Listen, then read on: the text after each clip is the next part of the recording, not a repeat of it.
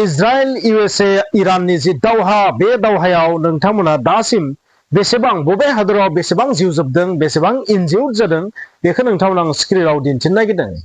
बे दावहानिफ्राय नोंथांमोना मोनसे बाथ्राखौ बुजिनाया मोजां बे दावहाया रिजनेल वारनि महर लादों आरो आमेरिकाया जुदि जोबोर थाबैनो इजराइल आरो आमेरिकाया जोबोर थाबैनो जुदि बे दावहाखौ दोनथ'आबा बा बे दावहाखौ बन्द खालामाबा जोबोर गिलु बालु कनसिकुवेन्स जों बे बुहुमाव नुनो हागौ स' दासिम नोंथांमोना नुनो मोनदों आमेरिकान जेसेबां बेस दङ मिडल इस्टआव बै मिडल इस्टआव इराना जोबोर गिलु बालु पावारफुल मिसाइलफोरजों स्ट्राइक खालामगासिनो थादों आरो ड्र'नाथ' कन्टिनिउसलि स्ट्राइक खालामगासिनो थादों बेखौ नोंथांमोना नुदों बिदिब्ला दिनै नोंथांमोना आङो मोनसे लिस्ट नोंथांमोना दिन्थिदों बबेखानि बियो दा जाय नोंथांमोना लिस्ट नुदों बेखौ बबेबा मोनसे ससियेल मिडियानिफ्राय लादों बबेबा मिडियानिफ्राय लानानै नोंथांमोना होदों नाथाय जाय समसिम बेखौ नोंथांमोना दिन्थिदों बै समनि उनाव बेयो बांलांबाय एसे सोलाय सोल' जाबाय बेयो गिबियावनो इराना मोनसे आरोबाव दाबि खालामदों बे दाबिया जाहैबाय मा USS आब्राहाम लिंकन जि एयारक्राफ्ट केरियार आमेरिकानि बेवहाय फिन एटाक खालामदों इराना बेबायदि दाबि खालामदों इराना आरो इराना ओरैबायदि दाबि खालामबावदों अल दाफ्रा एयारबेस इरबिल एयारबेस बैफोरावबो एटाक खालामदों आरो फ्रान्सनि एयारबेसआवबो एटाक खालामदों बेबायदि खौरां नुदों माने दाबि खालामदों आरो बिनि अनगायैबो गुबुन गुबुन जायगाफोरावबो एटाक खालामदों बेबायदि इराना दाबि खालामदों साइकोलजिकेल वारफेयाराबो सोलिगासिनो थादों आरो बेल' नङा जि USS आब्राहाम लिंकन बेनि सायाव जि एटाक खालामनाय बेखौथ' एकदम नंथारगौ बेबायदि बुंनो नाजादों नाथाय आमेरिकाया पिक्सार जारि खालामनानै बुंदों बेयो टटेलि मिसा आरोबाव मोनसे आमेरिकानि फाइटार एयारक्राफ्ट नष्ट जानायखौ नुनो मोनदों F/A F-18F जि मोनसे fighter aircraft that means F-18F सिरिजनि फाइटार एयारक्राफ्ट बे USS आब्राहाम लिंकनाव लेन्डिं खालामनाय समाव क्रेश जादों गिबियाव बेयो इरानाव बम्बिं खालामना फैदोंमोन आरो फैनानै बे USS आब्राहाम लिंकनाव लेन्ड खालामफैनाय समाव बे क्रेश जादों बेबायदि खौरां मोनसे नुदों आरो ओरैहाय स्ट्रेट अफ हर्मुसआव गिलु बालु दाबो जोबस्रांनाय लीलाया जोबनानै थायाखै आरोबाव गोदान जाहाजनि सायाव स्ट्राइक खालामबावनाय खौरांखौ जों नुदों मिडियायाव दैट मीन्स स्ट्रेट अफ हर्मुसआ हर्मुस जि स्ट्रेट बे दाबो बन्द जानानै दङ आरो बैहाय मात्र गंथामसोल' हादरनि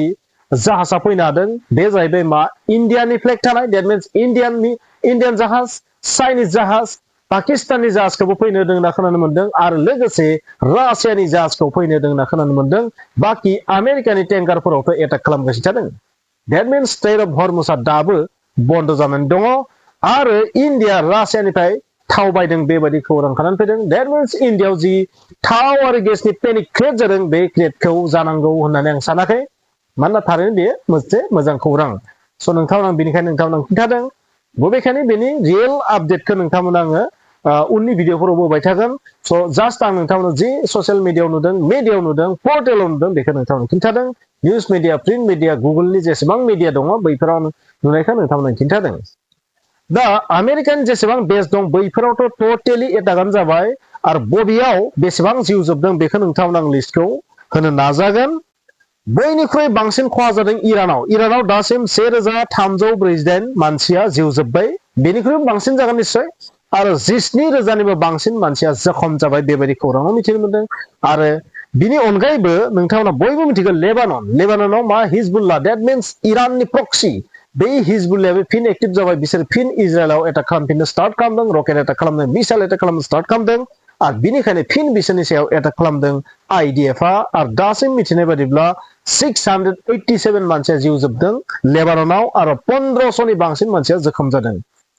आरो इजराइलाबो बेनि बारगा नङा इजराइलाव दासिम 15 जन मानसिया जखम जादों 15 जन मानसिया जिउ जोब्बाय आरो 2000नि बांसिन मानसिया जखम जादों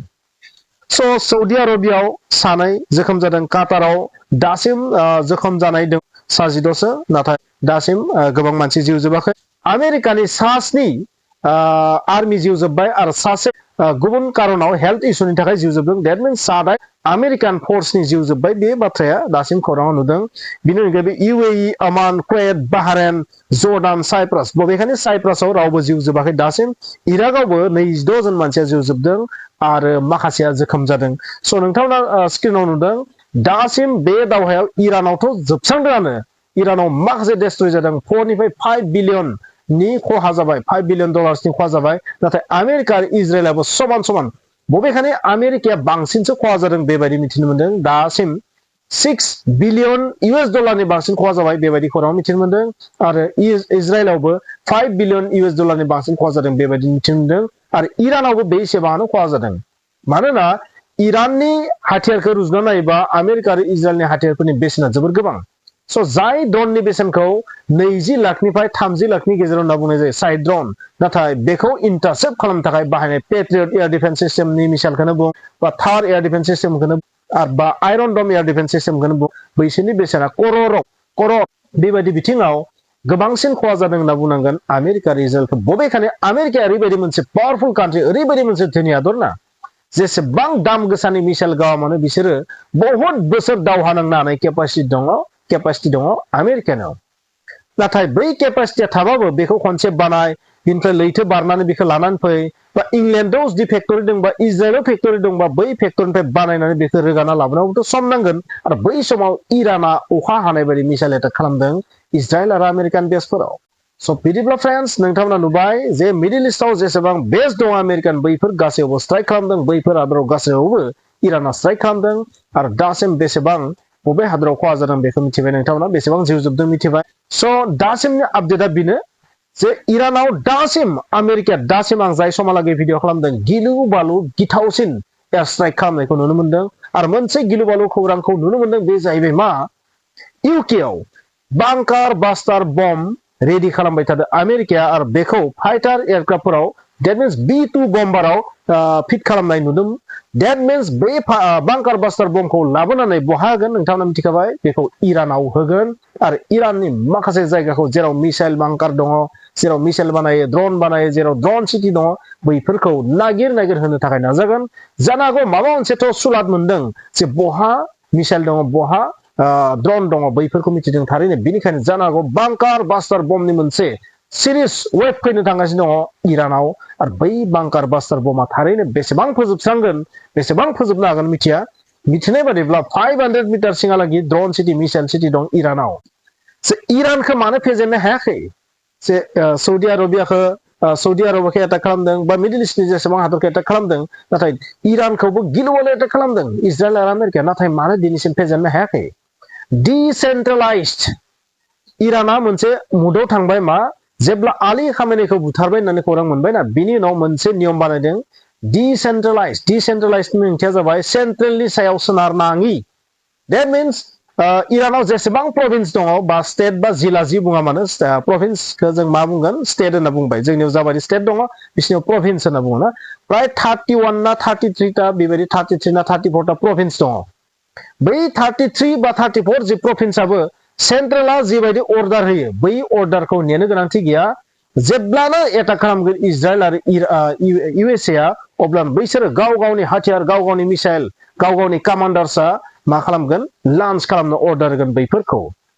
स' बिनिखायनो इरानखौ फेजेननाया आमेरिका आरो इजराइलनि थाखाय इम्पसिबल जानानै फैदों बेनो जाबाय डिसेन्ट्रेलाइज्ड मोनसे पावार सेन्ट्रेलनि सायाव जेबो सोनारनाङा एटाक जानाय लोगो फिन रिटेलिएट खालाम आरो मोनफ्रोम जि प्रभिन्सआव साफा कामान्डार थागोन आरो बै कामान्डार्सआ जिउ जोबोबा नेक्स्ट बिनि सेकेन्ड स्टेपआ कामान्डार जागोन बेबो जोबबा नेक्स्ट बेबायदि थांबाय थागोन 1 2 3 4 माने जोबनाय गैयिसिम थांबाय थागोन आरो बेबायदि जानायनि थाखायनो एटाक खालामनायनि उनावबो फिन रिटेलिएट खालामनो हादों स' आमेरिकाया जुदि थारैनो इरानखौ फेजेननो गोनांबा बै 31 निफ्राय 34 ता जेसेबां डिसेन्ट्रेलाइज्ड जि प्रभिन्सफोर दङ बा दावहानि थाखाय जि बिसोरो 31 निफ्राय 34 ता जि ग्रुप बानायदों निजा अर्डार होबानो दावहाखौ नांनो हागोन हाथियारखौ लन्च खालामनो हागोन बैखौ गासैखौबो मोनसे फोजोबस्रांनांगोन आरो बेखौ फोजोबस्रांनाया आमेरिकानि थाखाय इम्पसिबल होननानै आं बुंगोन स' डिसेन्ट्रेलाइज्ड कामान्ड सोलिबाय दं इरानाव That means सेन्ट्रेलनि लिडारफोराथ' टप कामान्डाराथ' गैलानोखा बिसोरखौ नेनो गोनांथि गैया बिसोरखौ ओरैबायदि मोनसे प्रि प्लान अर्डार होनानै दोनखादों जे नोंथाङा गोसोबादि 31 निफ्राय 34 ता जि प्रभिन्स दङ बैसोरनि जायफोर कामान्डार्स दङ बैसोरो गोसोबादि एटाक खालामनो हागोन मिसाइल लन्च खालामनो हागोन सेन्ट्रेलखौ नेबाय थानो गोनांथि गैया बा सोरबा सुप्रिम लिडारखौ नेबाय थानो गोनांथि गैया प्राइम मिनिस्टार हादरगिरिखौ नेबाय थानो गोनांथि गैया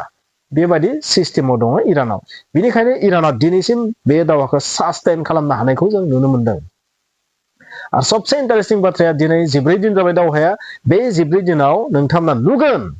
आमेरिकाया बिसोरनि मिसाइल सिटि आरो ड्रन सिटिखौ फेरलेबसेबो खहा खालामनो हायाखै बिथांमोना दाबि खालामदों जे बिसोरनि माखासे लान्सारखौ मिसाइल लान्सारखौ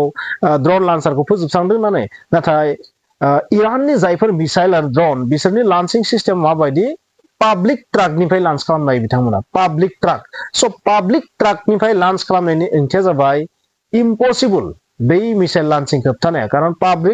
पाब्लिक ट्राकआथ' लाख लाख दङ मोनसे हादराव स' बै लाख लाख ट्राकनिफ्राय नोंथाङा 1000खौ गावख्रुबबाबो आरोबाव थाबावगोन बहुत हाजार लाखावनो थाबावगोन बैफोरनिफ्राय लान्स खालामबाय थानो हादों बिदिब्ला नोंथांमोना बुजिबाय थारैनो इराना मा सिस्टेमाव बे दावहाखौ नांदों स' बे दावहाया मोनसे गिलु बालु मदआव थांबाय आरो बे दावहायाव बांकार बास्टारनिफ्राय लानानै टमहाक क्रुज मिसाइलनिफ्राय लानानै जेसेबां जि मिसाइल लान्स खालामबानो आमेरिका आरो इजराइला गासैबो फेलें जानायखौ जों नुनो मोनदों मात्र न' बां बिल्डिंखौ गावफायदों आरो बाखि मिसाइल सिटि ड्रन सिटि जेबो बरबाद जायाखै बा जेराव बम बारुद दोनो बै न'फोरखौबो फोजोबस्रांनो एसेबां साक्सेस जायाखै दासिम खारन इरानाव सोरगिदिं हाजो माखासे दङ आरो बै हाजोनि सिङाव गासैखौबो दोनजोबो आरो बांकार बास्टार बमाबो मोनसे लिमिटेसन दङ बांकार बास्टार बमा 60 मिटारनिख्रुइ सिङाव थांनो हाया स' जेसेबां लान्स खालामबाबो बे 60 मिटारानो थागोन बा हाइस्ट थांबा 100 मिटार थांगोन नाथाय मिथिनाय बायदिब्ला इराननि हाथियारफोरा प्राय 500 मिटार हा सिङालागै दं